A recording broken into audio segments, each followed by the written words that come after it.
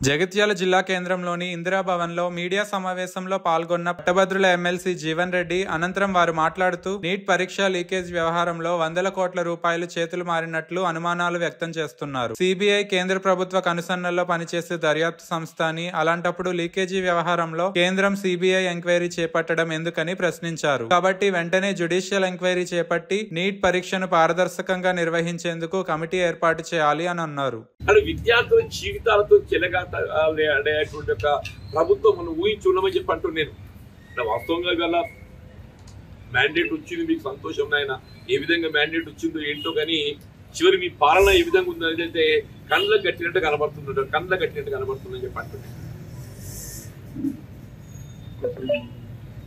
ఇప్పుడు ultimate demand ఏదైతున్నదో ఈ విచారణ అనేది సుప్రీంకోర్టు అజమాయిషీలో ఆధ్వర్యంలో విచారణ చేపట్టబడాలి, దోషులు శిక్షింపబడాలని చెప్పారంటే సుప్రీంకోర్టు అజమాయిషీ ఆధ్వర్యంలో ఎంపికపడ్డప్పుడు మాత్రమే మీరు దోషులు శిక్షింపబడతారు. భవిష్యత్తులో ఇటువంటి రిపీట్ గా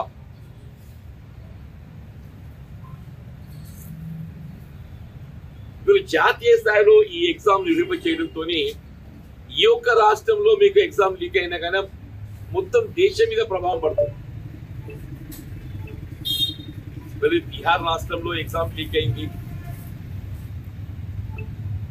ప్రశ్న పత్రాలు ఏదైతుందో కొనుగోలు చేయడం జరిగింది, కోట్లాది రూపాయలు చేతులు మారని. ఇప్పుడు బయట రాష్ట్రాల్లో విద్యార్థులు కూడా ఏదైతున్నదో అడ్మిషన్ ర్యాంక్ పొందని వాళ్ళు ఒక విధమైనటువంటి ఆందోళన నెలకొంది. రద్దు చేయాలని చెప్పంటేనే మొత్తం దేశమంతా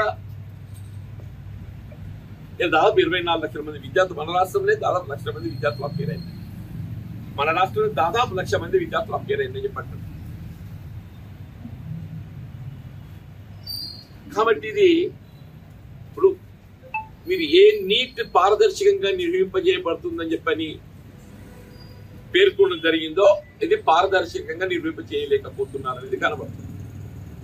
కాబట్టి ఏదైతే భవిష్యత్తులో మీరు రాబోయే కాలంకి వెళ్ళైనా కానీ ఇన్స్టిట్యూట్ జాతీయ స్థాయిలో నీట్ నిర్వహణ కన్నా నేషనల్ టెస్టింగ్ ఏజెన్సీ పట్ల విషాదం పోయింది. లక్షలాది మంది వైద్య విద్య అభ్యసించాలని తలంచేటువంటి విద్యార్థుల భవిష్యత్తును ఆందోళనకు గురి చేయబడే విధంగా నీట్ పరీక్ష ఏదైతున్నదో ఒక ప్రసహనంగా మారిపోయింది. గతంలో ఏ రాష్ట్రానికి ఆ రాష్ట్రం మెడికల్ అడ్మిషన్ ఎంసెట్ నిర్వహించేస్తుంటే దాన్ని జాతీయ స్థాయిలో మేము నిర్వహింపచేస్తాం, పారదర్శకంగా ఉంటుందనేటువంటి ఒక భావన వ్యక్తం చేస్తూ రాష్ట్రాల్లో